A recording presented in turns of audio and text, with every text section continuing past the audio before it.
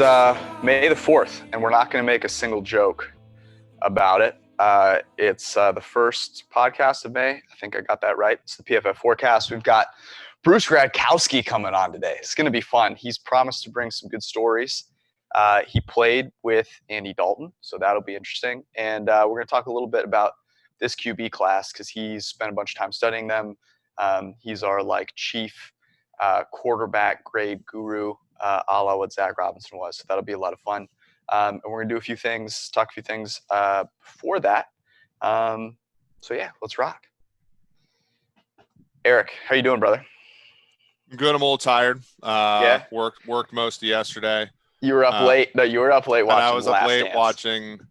I go for these walks now, but now, obviously you can watch stuff on your phone. So I'm like crazy person that's walking down the street watching something on his phone.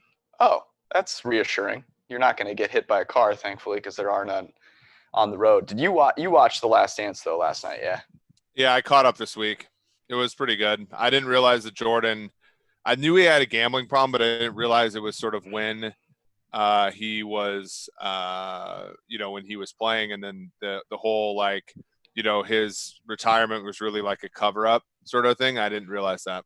So I couldn't believe that you hadn't heard about this conspiracy theory. I would be very interested. I followed basketball pretty closely growing up. So to me, this was just a part of the Jordan narrative. It was one that I didn't, even at a young age, having read a bunch of articles on it, didn't feel like it carried that much.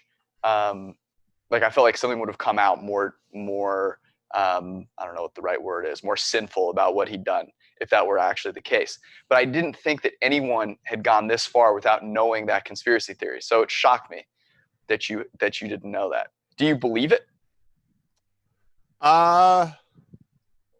No. Most conspiracy theories are dumb, right? Yep. So at this point, the funny thing wasn't it one of his biographers went into the interview process thinking it was true and came out saying it was ridiculous? He was just exhausted, which I think if you win 3 consecutive titles, you're allowed to be exhausted. There's no one that's come close to that level of famousness from a sporting perspective. Famousness, yes. I would say from an exhaustion standpoint, the late Kobe Bryant probably rivaled him when they had the 3 consecutive titles with the Lakers, because I was going to say the rape case. That to me was as fine a microscope as I think anyone has had. Yeah, but the issue with Jordan was he allowed himself to have demons, right? The gambling thing is mostly self-inflicted. The hating literally every player that he came across, right, was mostally self-inflicted. Kobe, right? I mean, yes, I agree. And we all have this. I mean, we all are driven crazy by people who live, who we shouldn't, right?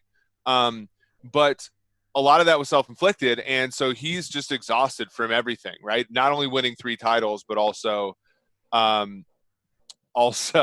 having basically the demons.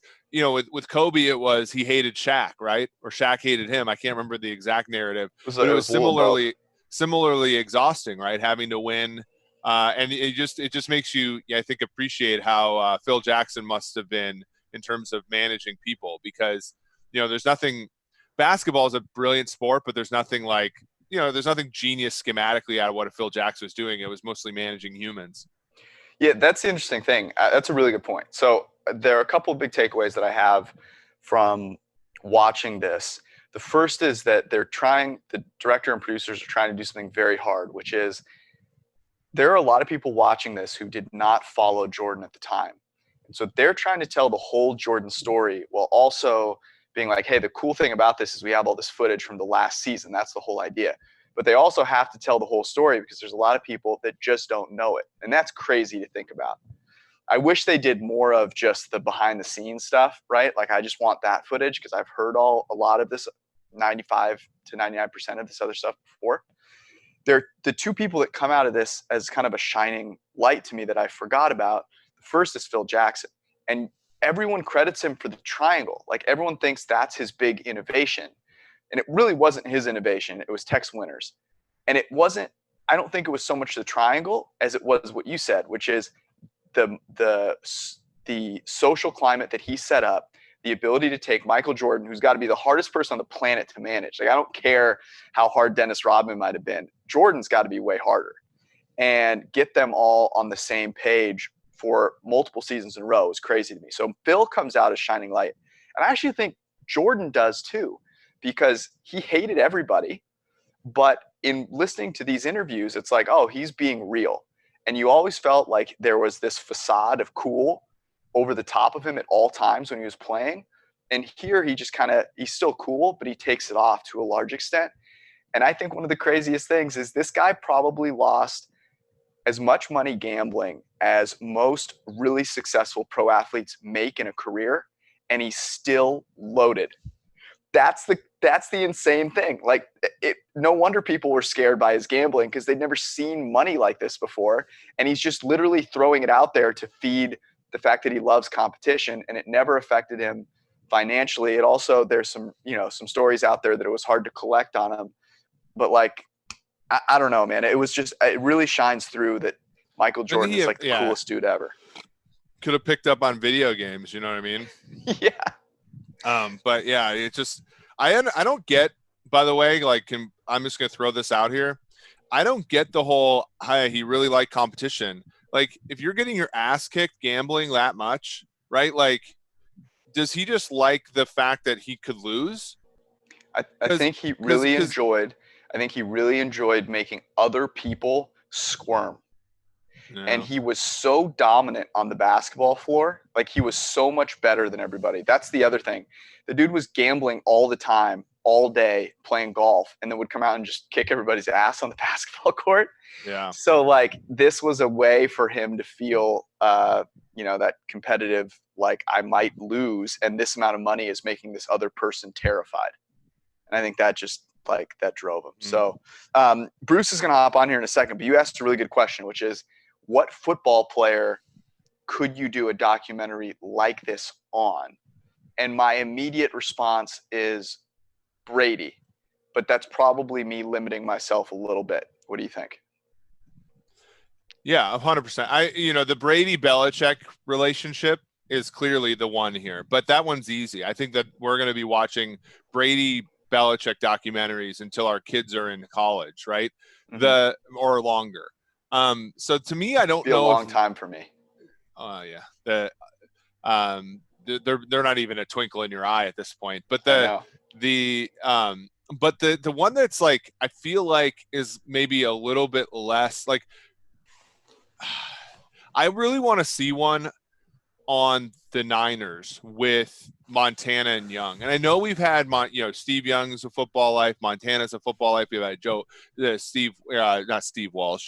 Walsh's. But I think there's so much more there. I wonder, though, if we have access to that information. Yeah, I don't know if there's enough, like, salaciousness there. Because I even think they're playing up the Jordan gambling thing a little bit here to make it a little edgier.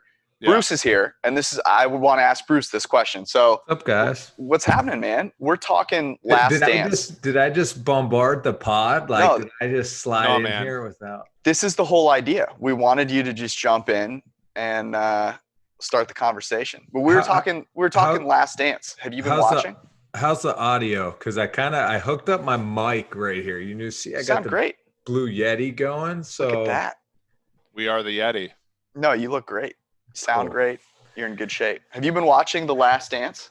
Oh, you know what? I have been. And last night I started it. I'm like a half hour in. I'm getting all fired up. I mean, I'm loving the Nike shot and how Jordan signed with Nike and all that. Yeah. And then my wife walks in and wants to watch a movie. And oh, man. I had to go the other route. I had to put the movie on. So I'm looking forward to finishing the night. So no, Jordan, I didn't finish it last night. And I get fired up, man. I love Jordan, always have. I mean, basketball was my first true love. So if I was 6'6", man, I would have stuck with hoops for sure. Same. I no one really, my parents were super supportive. So they were never like, hey, you're going to be maybe 6 feet if you're lucky. So they just kind of let me ride with it. And then I kind of came to the realization, but I was the same way. I was like a Jordan junkie. I used to record, I had like old VHS tapes where I've like scribbled on like 97 game 1 Jazz or whatever. Oh man. But so is there, because I could see the answer to this question being no, there just isn't. Is there a football player / story that could be this type of documentary? Like everyone stops, everyone watches, 5 straight weeks. It's 10 episodes long. It's like an event. Do you think there's a story out there, a player out there? I think there is. I mean, I think because we're so intrigued, not only is, for what our job entails, but as a fan base, right? I mean, we want to go behind the scenes of these unbelievable athletes and, NBA, NFL, Major League Baseball, like it really doesn't matter. So if you told me, Major League was coming out on a story with Sammy Sosa and Mark McGwire during their time with the home run derby or the home run. The home run chase. But didn't they do? I mean, they did like a 30 for 30 on that, right? What could you make 10 Somebody in the comment section, I think, has a really good one, which is Michael Vick. Yeah. Ooh. That'd be because cool. Michael Vick had, he had the stardom. He's the first ever quarterback to win a playoff game in Lambeau Field as a visitor. Yeah. He, dog fighting, 2 years in prison. The whole 2007, Bruce, you probably remember this. Who's the Louisville coach? Bobby Petrino. He goes to Atlanta. Then Vick goes to prison. He lasts 12 games. He gets a job at Arkansas. He's like, I'm out of here, right? And then that would be good. And then Vick goes to Philadelphia, backs up backs up McNabb one year, takes over for Kevin Cobb, right? Has one of the best seasons we've seen in a long time. Like you get you get Andy Reid, and then he signs another $100 million deal, right? Exactly. Yeah. So and then he goes and he's a backup for Pittsburgh. He's a backup for the Jets. He's a backup for it's kind of compelling. So I was with him in Pittsburgh. We signed him because I was hurt. So actually, I'm better than Vick in a sense. Right. That's true. That's true. You opened up a job for him. Yeah, exactly. But I mean, you're right. From his story, man, from being the first overall pick, fighting that adversity, going to prison, and then coming back though, and then earning that, not only to get a job, to get another opportunity, but to earn that other contract. And I was with him in Pittsburgh, and it's funny, man, like, what a good dude. And I was out to dinner one night. We're playing in Kansas City. So you'll like this, Eric. And I don't know if it was the preseason or regular season, but I'm hurt. Ben's hurt. Michael Vick's hurt. And we all go out to dinner, and we're sitting there. And I'm telling you what, like, that's when I realized, like, how big of a superstar he is. And, and Ben is. And you're sitting there, and you can't even have a couple minutes to talk because nonstop everyone wants to come over to the table. And they handled it like professionals, but Vick is a great one. Don't you think Tom Brady eventually would be at that point? I think of old school quarterbacks. I mean, would we, and it's easy for me to say, cause I love the stuff on like Marino, Elway, Montana. So I would sit for 10 episodes and tune in. But this Jordan stuff's awesome, man. I mean, I love seeing behind the scenes, and I love seeing the guy's mentality. Dude, he's an animal, like an absolute animal. And that's the part about Brady. There's a part of me that thinks that maybe there isn't anyone, because the combination of superstar, but also like unknowns. So Jordan was so good at just playing basketball and being like this stone cold killer all the time. The idea that you would have this behind the scenes footage is like crazy. With Brady, I feel like he's doing a much better job, and actually a concerted effort to show you some of the behind the scenes stuff, where maybe it's not as compelling to do a 10-part documentary on a guy where he has given you home videos, already. Yeah. He's already done this like little doc, this mini doc. But if you had the Belichick element, to me, that's what makes it so interesting, because Belichick is this like lockbox of mystery. Well, and then we would see behind the scenes of how this really how they really parted ways, right? I mean, we don't know the truth of the truth. Like 10 years, 20 years down the road, when Brady and Belichick all sit back and they take an interview for this documentary, and Robert Kraft does, and they say, well, listen, this is what happened the last few years. This was the tug between the Jimmy G trade and the Tom Brady, going another route. I mean, I need a director handing Belichick an iPad with like a Brady comment on it and him laughing at it. I mean, that would be incredible. Well, but Belichick even, I think his career is even more vast than that, because he was the coach of the Cleveland Browns, right? Well, he was coach of the New York Giants, right? And they won 2 Super Bowls. He was like one of the 2 men carried off the field. He goes to Cleveland. He cuts Bernie Kosar. The whole town hates him. Then the Browns move to Baltimore while he's the coach, right? He gets fired, Then he's the coach of the Jets twice without coaching a game. and then he go, there's so much. Belichick pre-Patriots is an hilarious story. And then you get to Patriots, and then you have Spygate, you have Deflategate, you have whatever the hell is going on right now with Brady. Mm-hmm. And then whatever happens from now on. Right. And like it's such an interesting, I mean, Brady obviously is a great piece to talk about here. And certainly like Deflategate and everything was more on his shoulders and all that kind of stuff. But Belichick as a evolution for him, unbelievable. I think. And that's the other thing about this doc is there are so many other characters in it. Like I think I would like to hear more about Phil Jackson. I would like to hear more about Pippen, Rodman. A lot of those guys that he was playing against were interesting. Barkley's fascinating. Like I actually think the documentary is too short. I think you could have done like 20 episodes, honestly, and it would be like enthralling. I want another Vick story though, because Vick is mythical in the same way that Jordan is from an athletic perspective. Like for me growing up, Michael Vick was a cheat code, right? Yeah. And by the time he got to Pittsburgh, that had clearly worn off a lot, right? Was he still just kind of a freak, or?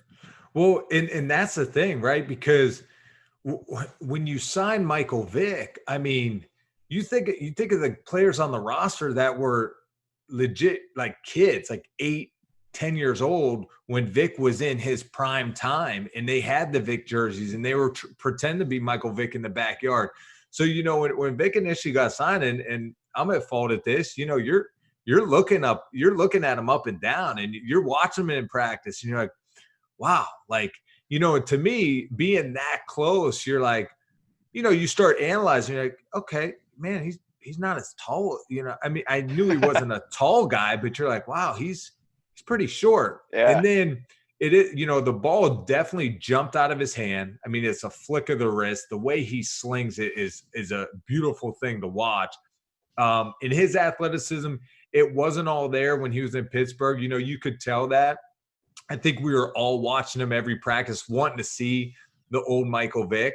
But he still had enough. When he played, he was smooth enough to know how to navigate the pocket and take off. A lot of the quarterbacks, when you see them have good runs, it's just knowing when to run and run at the right time. And that's where Vick, the stage he was in Pittsburgh, he still had enough juice in him to make plays, but he wasn't. The clip I have of Michael Vick in my head is when he was with Atlanta playing the Vikings, and he's splitting every defender, and defenders are running into each other. I mean, but I'll tell you what, when I got to know him a little bit,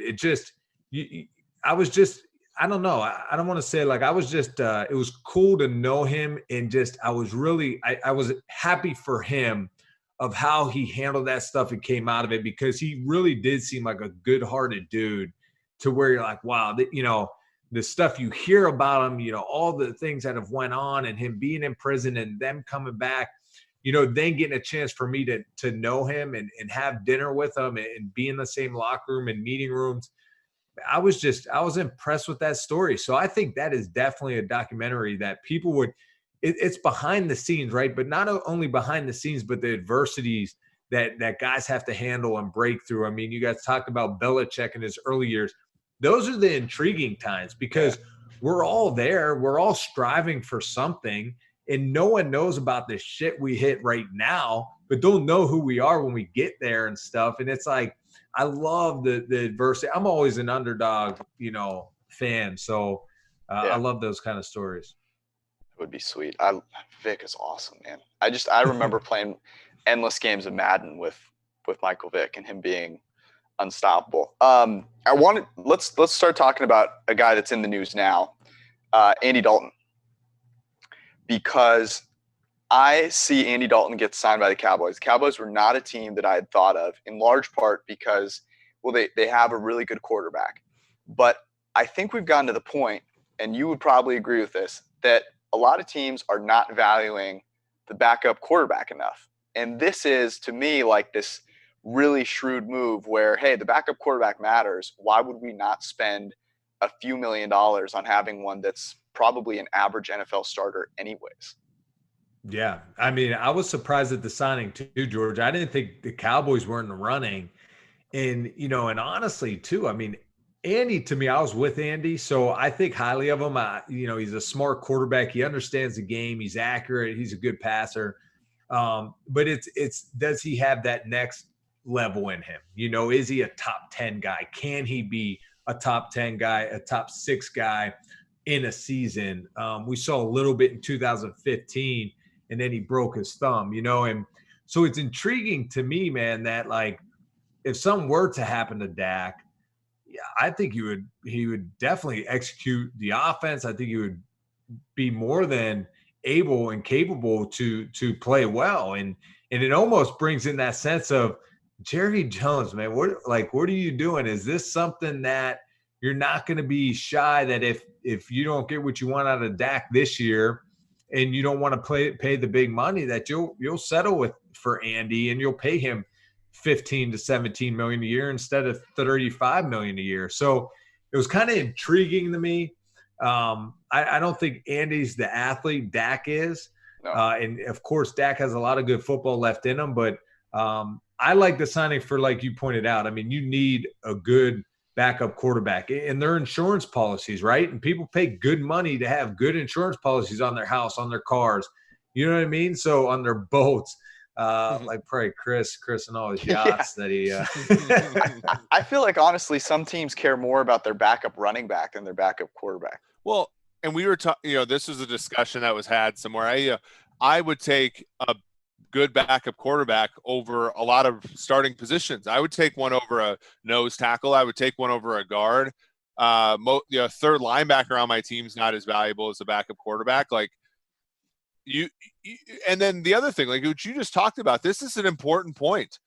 Dak Prescott is worth a big contract as an NFL starting quarterback. He's not worth the biggest one. And we've seen, and now it blew up in his face, but we've seen, the Denver Broncos, after winning a Super Bowl, had a price that they were pay Brock Osweiler, and Houston exceeded it. And they said, don't let the door hit you. Right. And it was a smart move for them. They didn't come back with anything, promising after him. But if you're Dallas, you're thinking to yourself, like, there's a price to pay, right? Dak has had 2 good years, 2 so-so years. Like, if they pay him everything, it might not be exactly what it's worth. We've seen that with Jared Goff. We've seen that with a number of quarterbacks that have gotten top dollar, even though it's not necessarily true that they're worth it.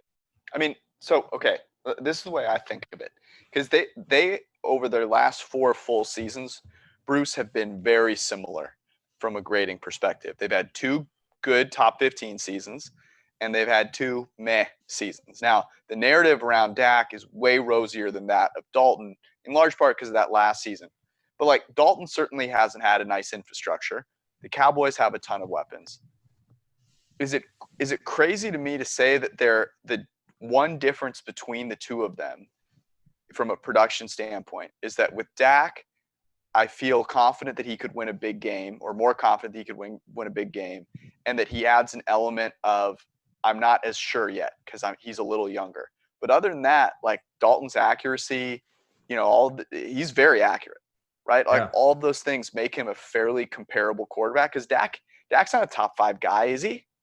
No, he's not. And that's why when I saw this signing, I'm thinking, Andy's a better pure passer than Dak is, and I think it's the unknown, George, like you're pointing out, that's what makes it, it's Dak's team. But to me, in this league, and Andy's still a young guy, I mean, I don't know now. Like, I don't know Dak in the locker room like I know Andy. And from what I've heard about Dak, I mean, Dak has that mentality. He's a workhorse. He loves it.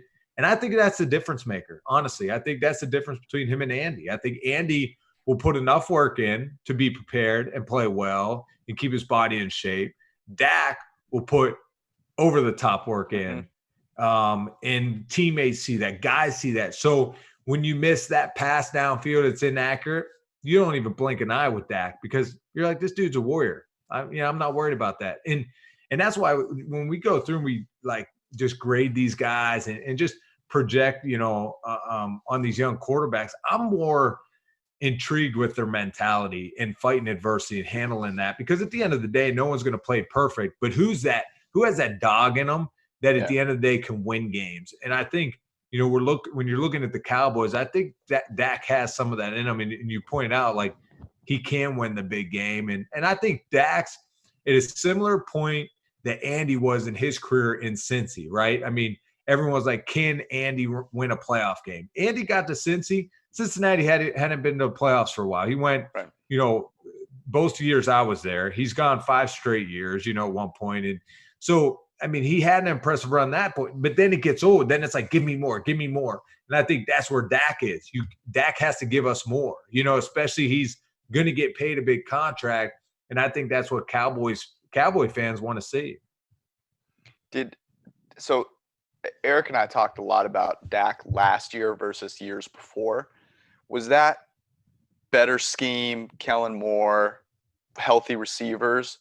Or was there an element of Dak has really improved as a thrower last year? Because it seemed to me like the comfort level on intermediate throws, in particular, on reading things a little more quickly, he had a lot of games where his time to throw was a lot lower than it's been in the past. He had always been in the 2.9 range and had a lot of games where he was more in the 2.5s, kind of a Brady, Breeze type of number. Did you see real improvements last year with Dak? I think Dak last year was a mix of him getting better, in his career, but also Kellen Moore switching things up, having good shifts and motions, utilizing the play action pass game. And that helped him. And that helped Dak take the next step in his career. I think Dak can continue to get better. I don't think Dak, sometimes when I watch him, he's not a great anticipatory thrower. He can, but he can get better at times. Sometimes he kind of waits a tad. He's a tad late on some throws. And I saw that kind of come into play this past year. There was some slipped routes, where guys fall. There was tip balls and passes. But I also think it's some of the inaccuracies that it might be you need to hit this guy on the upfield number and boom, he splits the cover 2 defense and scores a touchdown, or it's right on the back shoulder, on a big in route. It was a completed pass. It was a first down, but he didn't get the run after catch. I think that's the stuff I want to look more in depth of Dak is where is he hitting these passes? Is he giving his receivers opportunities after the catch and just taking his game to the next level? And I think that's what we look at if we're going to talk about guys in the top 10, top 5, 6 quarterbacks that you have to do. Well, and don't you think that that's some of the, when we look at some of the players in the current draft, you look at Jalen Hurts, like that was the knock on him, right? Is that he can execute. Obviously, when he decides to throw the football somewhere, he's pretty accurate and the offense is pretty efficient when you put him in that kind of spot. But the anticipatory throws, the timing, all that kind of stuff is just a little off. And, if we're worried about that in a draft pick, somebody who's been in the league for 4 years, is that just, reaffirmed? Yeah, no, that's a good point, because that is our concerns with Jalen Hurts now. I mean, he is a guy that doesn't anticipate, but he can make plays. He's athletic to buy time. And you're right. If you've been in the league this long and you're still kind of lacking on it, look, guys, that's why I'm big on you're either instinctual or you're not. And when I did some studying on Tua and Burrow and Herbert and Love, I mean, that's where the difference is. Tua's instinctual, Burrow's instinctual. Then you get to Herbert and Love and the other guys, and it's and you either have it or you don't. I believe that. So I don't think Dak and Jalen Hurts are never going to be just these great anticipatory type throwers. But, you know, they could buy themselves some more time. They understand what they could get away with. A lot of Jalen Hurts' throws in college, he knew, look, I'm not getting any pressure anytime soon. I can hold it an extra hitch. I just want to make sure I complete that pass. I did it at Toledo a lot because college protection is different than the NFL. Now in the NFL, I was good enough that I had I could anticipate. I had to anticipate. I didn't have the strongest arm, but I had enough arm, and I was athletic enough. But I also understood. That's why when I see guys like Burrow, that was a basketball player, that was a point guard, I really like that. And I think it really translates to on the field. It's how you see the game. It's how you can react. And I was watching a bunch of plays on Love today, on Jordan Love, and I feel like a lot of times I'm questioning when he makes a decision to throw and something's not right.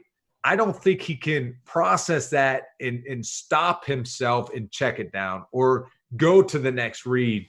And that's something that's hard to learn. And it's almost it's either comes natural or it doesn't. Well, it puts so much pressure on the coach, right? It puts so much pressure on the play caller because you need it to be open and you need it to be pretty sustainable, right? And you need it to be something that the quarterback doesn't have to improvise too much from. And I don't know if there are that many. I'm writing about this currently. I don't think there are that many coaches in the NFL that can do that, right? And Shanahan, maybe Reed, just a few others, probably McDaniel, maybe.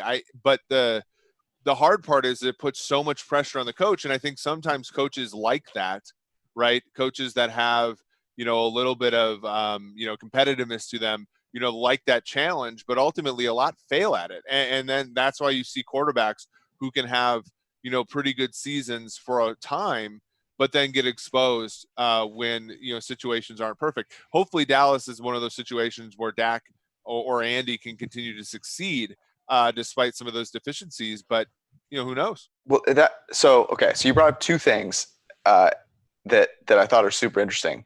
The first is the instinct part, and Eric and I spend a ton of time talking about, okay, what are mathematical ways to do things that people talk about all the time figuratively, right? I think that's where the two sides meet, right? Someone talks about something from a football perspective, and then you can also talk about it mathematically. Instincts seem to be one of those ones where you go, you know what? There's just no way that this can ever show up. The data, you can never model this. And I disagree. And I'm curious your thoughts on this, Bruce. So if someone says to me, what data point represents a guy that has great instincts?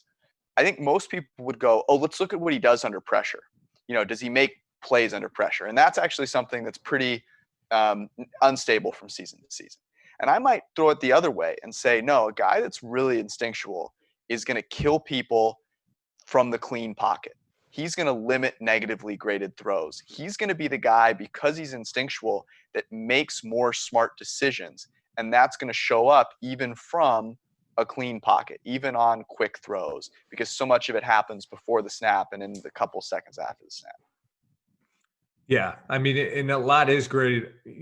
I like to look at guys, how they operate from a clean pocket, because you said it, that's the most stable. If you're not making plays from a clean pocket, and that's why with these college guys, one of the stats and filters I used that I had to dig into was, how do these guys play in a clean pocket, routes that the receiver separation was either open, closing, or he had a step. So basically it's an open wide receiver. And the throw is 10 to 19 yards downfield, because I feel like that's an NFL type throw. And when you look at the inaccurate, uncatchable throws, of course, Burrow threw the least amount of them at 4.7%. And then Jalen Hurts was second at 5-something%. And then down the line was Love at 23%. Herbert was in the 20%. So to me, that was a stat that stood out, because I'm okay, these guys are in a clean pocket. The receiver's open, but they're still throwing an uncatchable, inaccurate pass. And I was like, man, that's kind of like probably my career, right? That's all I threw is uncatchable, inaccurate passes. So that was one thing that I really looked at and kind of with these guys coming out that intrigued me, because if you can't make the plays when things are stable, then it's tough to do it when the pressure does happen. Yeah, there's almost no repeatability, right? In terms of being able to, it's sort of what is the what's the statement? It's sort of like once you've mastered, you can only break the rules after you've mastered them. So, when you're a quarterback, unless you've been able to hit open receivers in a stable environment, can you be, basically asked to repeatedly hit them in a crappy environment? You see that with Mahomes, right? Mahomes, he's mastered the clean pocket. He had like 60 touchdown passes from clean pocket in his career. And so the off schedule stuff, okay, I'm going to allow you to sort of be an artist there, right? But most people can't even deal with, with the paintbrush at this point. Well, and here's what I think of, right? Because I think it comes down to poise. And think about it. Why do guys, make plays maybe better under pressure or when pressure's around? Because they're not supposed to, right? You have a blitzer coming to your, about to hit your face, or you're screaming outside the pocket and someone's dragging your jersey and you have to make a throw. You're not supposed to be able to make that throw. So the pressure's off. There's no pressure on you because you shouldn't be able to make that throw. So I think it comes down to being able to have poise and composure. So, why do guys play better when you hear the stories of a guy played with a broken left hand and a guy played with a dislocated left shoulder or a torn up knee, and because the pressure's off them, right? Because you shouldn't play good with a torn ACL. Or it happened to me in college. I played the rest of the MAC championship game with a broken right hand, my throwing hand. And to me, pressure was off of me because I shouldn't be able to throw. This is my right hand. I just broke my right hand, right? So the defense thinks we're going to stop the run. Well, the passes I did have to make, they were more open. I just had to just lay the ball downfield. So I look at that as like when it's a clean pocket and the guys are open, there's more pressure on you mentally because you have to hit that throw. And that's why I look at these guys and it tells me what kind of poise they have. Because when the blitz happens or pressure's around you or you're playing injured, yeah, people don't think you should play good because you have those other things inhibiting you. But when things are clean around you, you need to make the play. And sometimes that's when guys don't have the poise and composure to get through the reads and just make the easy play. It's so interesting that you talk about that, because I always remember, when I played, it was similar in the sense that it was so much easier for me to catch a pass if somebody was dragged on top of me, or if somebody was hitting me, or it was like a diving play. The hardest ones were ones right in your hands. But it was just because I think that my expectation was always lower on the former passes, right? Where, our rates are so much different, right? It takes a little bit of skill to do something that's expected of everybody, and if you can't do that, then, when the bullets are firing, you don't have that sort of like, it takes some of the mental part out of the game, but it doesn't take the physical part. And we're, when we judge clean pocket passing, in many ways, we're judging the physical ability of a player to hit open players. So that would lead me to think, okay, maybe we've really undervalued Jalen Hurts because, there's a lot of things that, maybe he's not an anticipatory thrower, but his instincts are a little bit better than we think, and his poise is a little bit better than we think. Is that the biggest? Is poise and instinct the biggest thing that separates Tua, Burrow, and then Herbert and Love, or is there something else that we're also just a massive difference between the two? Well, I think I think the poise and instincts for sure. I mean, you talk about the accuracy as well, right? Because Burrow and Tua, very good base about him, very good delivery. Tua really impressed me when I went back and was studying him more so the last few weeks. Really good compact delivery and base, and very, very quick twitch. And I think that's what separates Burrow and Tua from the rest of the crowd. And when you have the physical abilities, but you also have the poise, composure, and the mental side of things, and you have the it factor to be a temperature changer in a locker room. I just don't think, when you look at the other guys and look, we all grow in our career at different times. When I got drafted in the NFL as a 6th rounder and I started 11 games as a rookie, it was hard to go into that huddle and locker room and demand stuff as if I was a veteran. But now looking back at it, I wish I would have, because I learned at that time, no matter your age, no matter your years in the league or whatnot, playing the quarterback position, you're looked at as a leader no matter what. And guys, when the whistle blows and you're in between the white lines and you're in the huddle, even the best of them, like future Hall of Famers or Hall of Famers now, the way they look at you in the huddle, man, it's different. They look at you like, what is that again? What do I have? Hey, what do I have on? It's different, man. And it's crazy. So I wish I could go back in time and tell young little Brucey, like, hey, man, nut up, be confident out there, because no one else gives a shit. They give a shit if you make plays. And I was making plays in the preseason. Then when the season came, it came to that poise and composure that I felt like, it's the NFL. I'm from Toledo. I'm a small town kid from Pittsburgh, should I be making these throws? It's the NFL. I shouldn't be balling out in the Superdome against Drew Brees and Reggie Bush on the other sideline. So then you let the mental things get to you.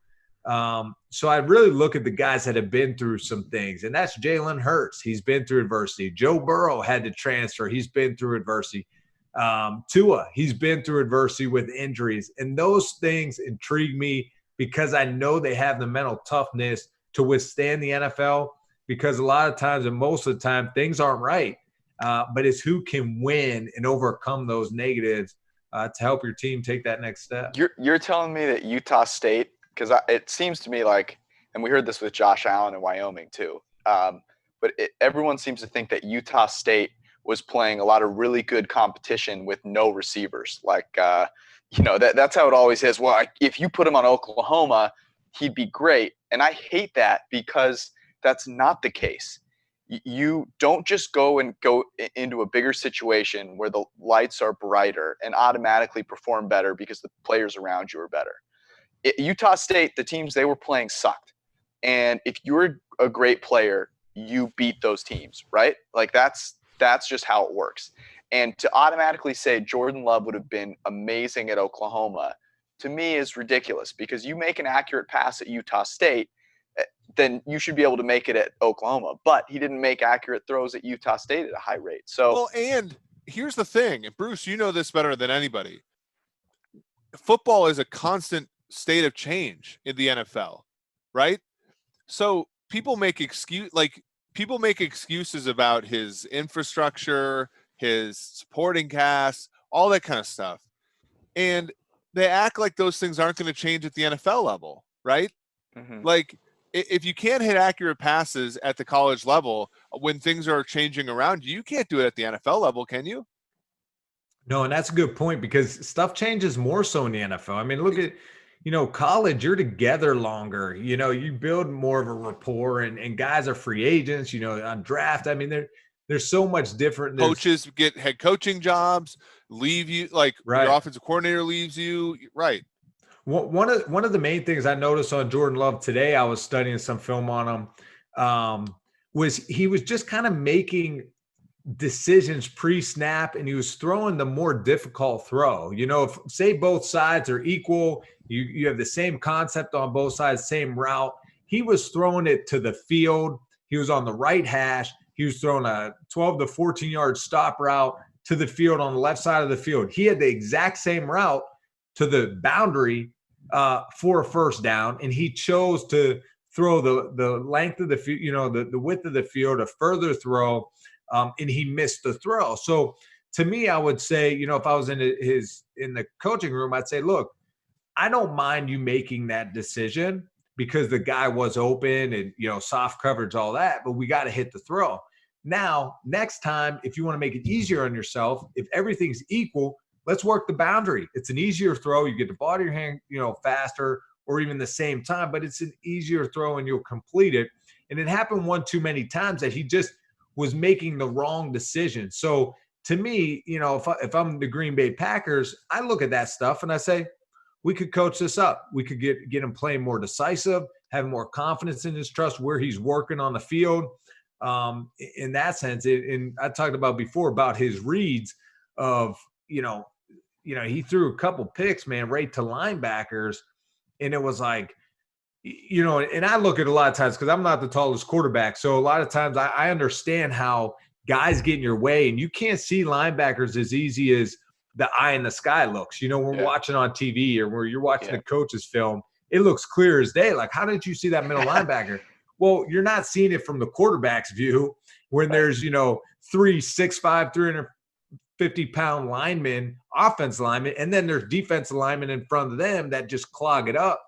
Well, there was a few throws that he had a perfect window. The line separated. He had pure vision right at the linebacker, and he threw the interception.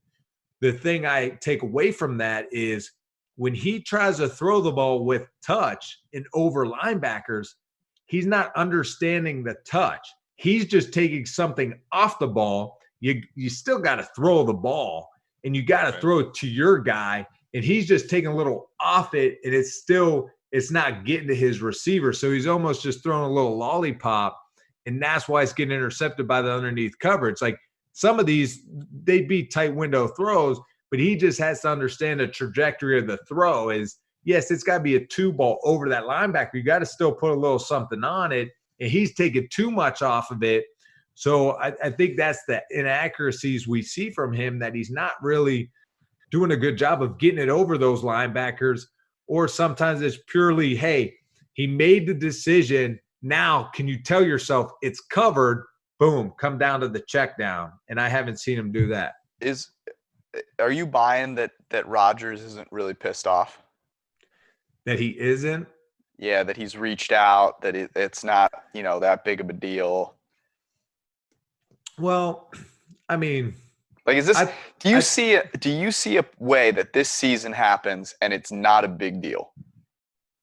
Yeah, because honestly, when they get together physically and they're at practice, not over these Zoom meetings and stuff like that, but they're together, Rodgers is going to see that he's light years above and beyond Jordan Love, and that there's no threat right now. So I think in a sense, it'll be reality. I mean, it happened to Big Ben and Mason Rudolph and all that. When you're around the guys and you understand, like, mentally they're still not there yet. They're young. Physically, they don't have the abilities I do. The team around believes in Rodgers, believes in Big Ben.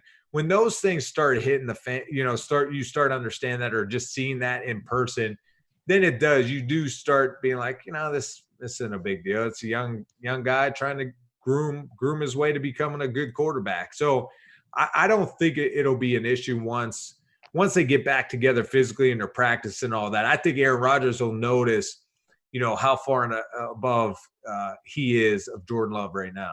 Here's a question that I sort of have, and this is kind of it's kind of adjacent to sort of looking at the quarterbacks now, but it's also sort of bringing what's something that, like, let's rewind back to 2006. What's one thing that now that you wish, and it could be PFF related or other, what's one thing that you wish you knew then that you know now? I put so much pressure on myself to be perfect. And when I watch so much football now and I see the plays that are being made, I wish I would have had an understanding of at an early age, like, look, you're going to make mistakes, but to continue to have the mental toughness to just keep playing and not to lose those confidence. And whether it's not that you lose confidence in yourself, but when you feel a coach lose confidence in you and look at you a certain way, it's hard to not lose confidence in yourself, right? So I think looking back, like I was saying earlier, as far as getting in the huddle with Mike Allstott, Joey Galloway, Anthony Beck, 3 core veterans on that offense side of the football, Michael Clayton, Cadillac Williams. But then when you're under the lights and you're in the Superdome, my first start as a rookie, week 4 or so, the way they look at you, your year in the league doesn't matter. your pedigree doesn't matter. That play you made the play before, that key third down, that audible you just made, they trust those things. And I wish I would have understood that more to say, look, I have this opportunity. Like sometimes I always played the fold of just being the nice guy, right? Like, this is Chris Sims' team. He just got hurt. Oh, this is Andy Dalton's team. I'm signed to be a backup. Oh, this is Big Ben's team. I'm just a backup. Well, sometimes when I did have success, it was when in Oakland, where I knew it's Jamarcus's team. No, that doesn't give us the best shot. So, this could be my team, and I'm going to take – when I had that kind of fire and confidence, you could get the job done. So I think looking back at my rookie year, it's kind of like, look, continue to have that confidence to understand it's a process. You're going to learn. You're going to grow. You're going to make some mistakes, but keep pushing forward. And I think in knowing that, look, even though you are a rookie, you got to act like a veteran. You got to just, make your own way through this thing. And I think we're seeing that more so now because rookies are coming in right away, playing a lot more. I want to start doing story time with Uncle Bruce. And you mentioned, I want to make this a regular thing. You mentioned the rookie year. So you walk into like the rookie, as a rookie to the QB room. What's your best rookie year story? Probably this one's pretty good. And so sorry, my dog's going crazy upstairs. I decided to lean back for this story. I can't wait. I'm excited. Yeah. Oh, sit back. So this is actually during training camp. I'm with Tampa Bay, John Gruden. I'm playing well. I'm just having fun. I'm grasping everything. Chris Sims is the starter. I have Gruden coming up to me in stretch lines, tell me, "You're my guy. You're my guy, man. You should be the starter." And I'm thinking, Sims is your starter. How are you going to, tell this to me? But anyways, it comes to the point in training camp where it's rookie night and the rookies take out the veterans for dinner. And so the offensive line, the quarterbacks, the tight ends, we go to dinner. We go to, was it Morton's? I think it was Morton's. We go to Morton's Steakhouse, and, guys understand us rookies. Rookies are paying for it. Davin Joseph was our first rounder. Jeremy Truba was our second rounder. And Maurice Stovall was our third round offensive pick. And then I was a sixth rounder. So, Maurice Stovall wasn't there. So it was Davin Joseph, Jeremy Truba, the first, second rounders. So guys are ordering up everything. Bottles of Louis the 13th, shots of everything, appetizers, steaks, everything you can imagine, bottles of wine, the most expensive stuff. They're ordering it all. And the bill comes later in the night. And I'm looking at this thing and I'm thinking, okay, I'm like, guys, I was a sixth rounder. Like, I'll put in what I can. So the bill comes. The bill is $33,000. And I'm like, oh my gosh, like, dude, like I'll throw in like $2,000. Like, $2,000 to me was like a ton of money. Yeah. And, at the time it was cool because Davin Joseph and Jeremy Truba basically split it. But man, I almost had a heart attack that night because I'm thinking, I don't have enough money in my bank account. How is this going to happen? But I took advantage of that when I became the veteran and guys would take us out to eat. Yeah, you have to. So you're telling me, Bruce, if you would have been able to make money off your likeness in Toledo, it wouldn't have been as big of a deal. But now, but back then, you were just coming out of college. Hey man, if I got a little kickback on those jersey sales or the commercials or posters, yeah, maybe I would have had some accumulation in the bank. I could have paid for that $33,000 dinner. My Toledo Rockets memory is not very good. So Kareem Hunt, Bruce Gradkowski. Who else is in that Toledo group? I mean, it's so. Are you on top currently? So Lance Moore, okay, you remember Lance Nick Kaiser, offensive lineman for the Patriots. John Greco, offensive lineman. Barry Church, he's a Toledo guy. Deontay Johnson now is a Toledo guy. Right. Ola Adaney, we got some other guys out there. But yeah, so Chester Taylor, you remember Chester Oh Taylor? yeah, former Viking. Yeah.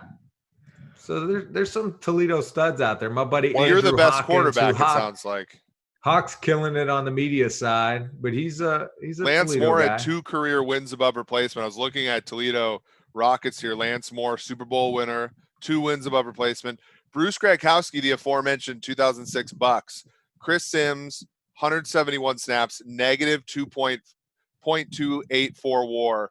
Bruce comes in 645 snaps, 0.16 positive WAR. You were a plus player at the NFL level, Bruce, as I imagine you know. We've got to get Chris and Bruce together. Are you when you were doing that meal thing and you were gonna have to pay for it? Was Chris Sims ordering just everything under the sun? He was like, I'm gonna bankrupt this poor rookie QB so he doesn't take my job? Oh, absolutely. He was ordering everything. You know what's funny is when we were ordering it, and I don't know how PG or X-rated we could get on this. As much as you want. We're ordering all this. I mean, everyone's ordering bottles of Louis the 13th. Well, they fill up like a legit 8-ounce glass of Louis, and you have a young rookie lineman, and we're all trying to make the team, right? But this dude was undrafted, most likely not making the team. And there's like an 8-ounce glass of Louis sitting there, like a water glass, but filled with Louis. And everyone starts throwing down money. Boom, boom. No. Hey, so there's hundreds on the table, and there's like a couple grand on the table, and they're hyping up this old lineman. They're like, if you drink it, you get all that money. You drink it. And everyone's going nuts. And he takes it and he chugs the whole thing. In one gulp, takes that thing, and I'm like, we're all waiting for his reaction. He took it down like a champ. He went out the rest of the night with a couple grand extra and just had fun. And you know where you're going funny, with that. What's that? I said, yeah, I know where I'm going with $2,000. Well, and that's where he went. So he had some money to spend. Oh, that's awesome.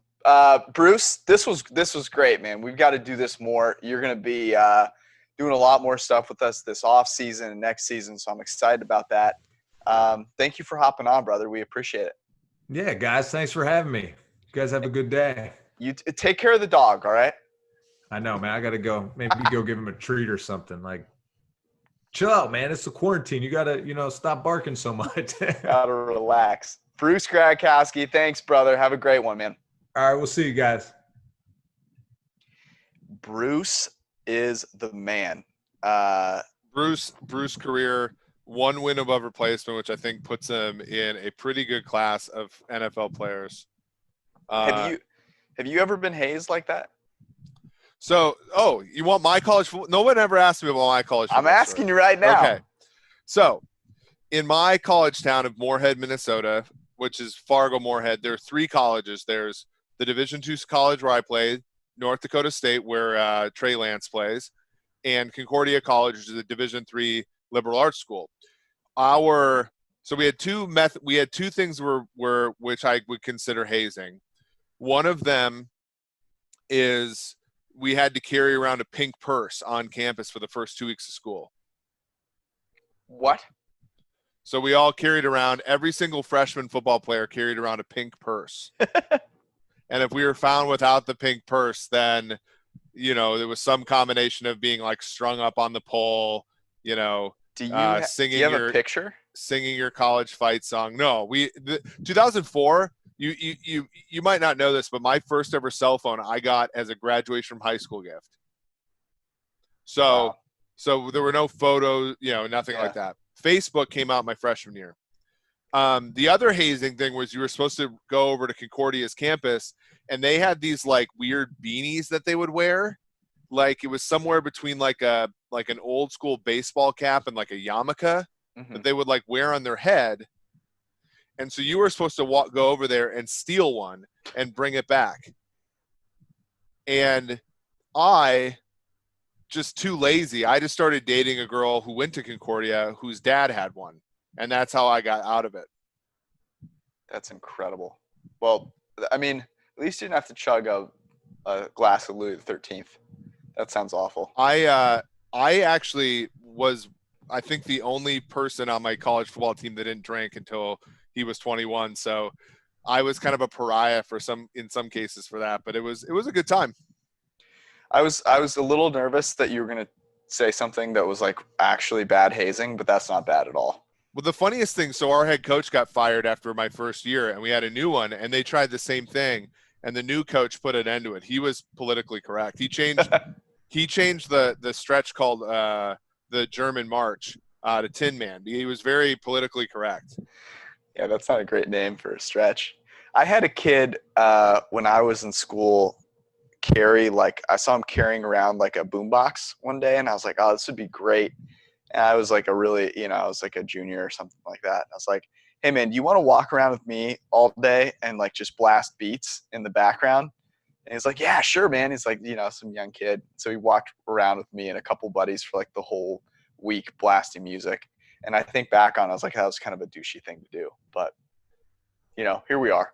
All right, so before we get out of here, a couple of things to do. So the first thing is we had a really good question/idea come in from John Turek in the podcast review. So what we're doing is write a 5-star review, a question or a topic, and we'll pick the best one. We'll give you an Edge subscription or some merch if that's what you want, and we'll talk about it on the pod. So John, we've got to send us a DM, and we'll get you taken care of. But here's what John said, hey guys, love the pod. This could be a weird one, but I was wondering if you guys wanted to discuss what are the potential potholes in the football analytics world.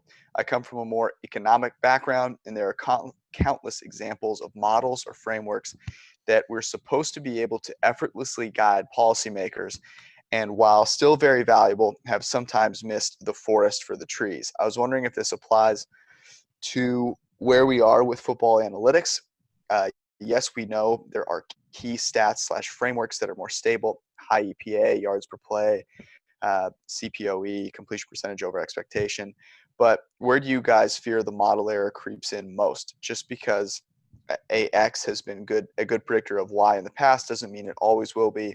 And I was wondering, in which stats/frameworks do you see potential issues, or which are you guys working on that show potential promise? Sorry, I have a light in my eyes and I can't read right now. So anyways, love the pod. Stay safe. So that was from John. We appreciate it. What are your thoughts on that? I think it's a great question. And I think, he talks about economics, and I've been doing a lot of thinking about some of this. And, historically in econ, there was so much consternation over decision-making and how, basically people are risk averse. And, there's the endowment effect and all that kind of stuff. And in recent years, there's been a lot of reevaluation of that because, our time horizons, they're not infinite, but they're long. And so people are risk averse.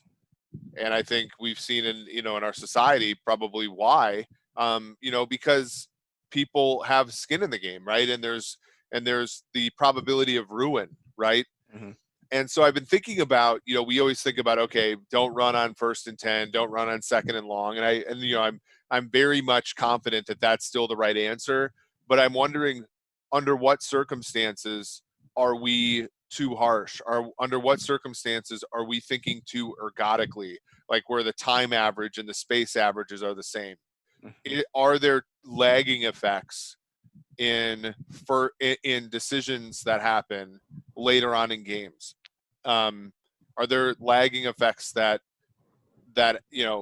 happen, say quarterback injuries or so on and so forth? Are there things? How do we define ruin? Is ruin just losing a game, losing a drive? Is it losing your quarterback to injury? All that kind of stuff. Losing your job, yeah. That's really a thing that I'm thinking about, and probably something where I think we're right still, but the degree to which we're right is probably a little bit lower than what we think. Yeah, that was going to be similar to my answer for this, which is that I think the biggest issue that we have with a lot of the frameworks that we use is the certainty with which we reference them. And the problem, this is like, I think a real crux of the issue with it's very prevalent in football, but I think any situation where you have a mathematical framework and you have we've always done it this way, intuitive feeling type of framework, is because you are trying to state how correct this way is over the other, you get way too carried away. And no one wants to hear anything where it's like, yeah, we think this is the way it is, but we're not sure. Because people immediately throw that out and they're like, oh, then we can't use it if we're not sure. And that to me is the big issue, is that we have these frameworks and we use them as gospel. And I'm guilty of this all the time. But what we're trying to say is, yeah, you should absolutely think this way now.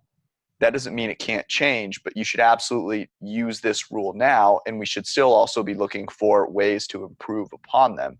And I think the time series component, within games is very fascinating, and one that would be an immediate, I think, addition to the way that we analyze stuff. Non-stationarity is an important one too. I mean, we talk about the value of certain positions, but it might be, I mean, it's certainly a situation where we could have, let's say in 20 years, the number of wide receivers that are good in the NFL be such that they don't matter anymore. Mm-hmm. Because running backs, I mean, it's only half of the equation, but one of the reasons running backs don't matter that much is because almost every single player who plays running back in the NFL is a terrific football player, like of the highest caliber forever, Mm-hmm. And so CJ Anderson off the street is still a good running back. Wide receiver, there's A, more of them on the field at once, and B, it's not a position, and this is changing, but not a position that has historically been where the best players play growing up. If that were to ever change, we would have to change, I think, the tone a little bit, because mm-hmm. I think it would no longer be true that they don't matter. Yeah, that's a great point. Or that wide receivers matter the most. It's currently not only a very valuable position, but a scarce position. Running back is neither valuable nor scarce. That's really the hard part about this, but that could change. That we've always sort of thought that was going to be the case with quarterbacks, and that has not materialized because we've had a number of draft classes come up snake eyes over the past few years. But it could be the case that wide receiver may not be, as disappointing as quarterback has been over the past, 5 years. Yeah. And to close this out a little bit, the big one that everyone always gets indoctrinated with is running versus passing. And if the fundamentals of what a run game is changes, then our analysis of it will change as well. And I think we're starting to see that a little bit, right? Like the Baltimore Ravens are certainly changing the way that the run game works for them fundamentally, obviously with the quarterback position being involved. And if that becomes ubiquitous, then we're going to have a totally different game of football. So that it's a really interesting question. The risk of overreacting to that is still higher than the risk of underreacting to it because, for example, the 49ers are a team where I'm going to write about this today, but if you try to replicate their run game, you're going to fail. So, and the same thing with the Ravens too. But even schematically, if you try to play like the 49ers, you're going to lose. They just happen to have, a good combination of a brilliant play caller and luck at this point. I agree.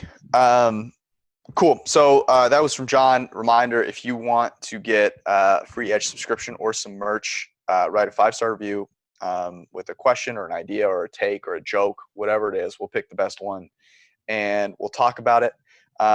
We have some other stuff that we can push to Thursday because we have Bruce on for a little while today. But a reminder, we were on the Ringer NFL show with Kevin Clark last week. That was a lot of fun. You should go check that out. What we did is we went division by division and talked about which teams were good. And so maybe what we can do on this Thursday, is look at it more from an odds standpoint, dive into those again, because that was a really interesting conversation. And obviously those things are moving as we speak. Anything else, man, that you need to fill me in on? No, things are good. Enjoy, the content that we have this week. And we'll see you all Thursday. I have a quick story for you. Oh, no. I have a quick Cincy Y on the road story. Oh no. So we don't even have Cincinnati Y memberships for the next few months. So I'm waiting desperately for the weather to warm so that I can just go outside. But at the moment, it's just not warm enough to rationalize going outside all the time. So I'm stuck in the apartment.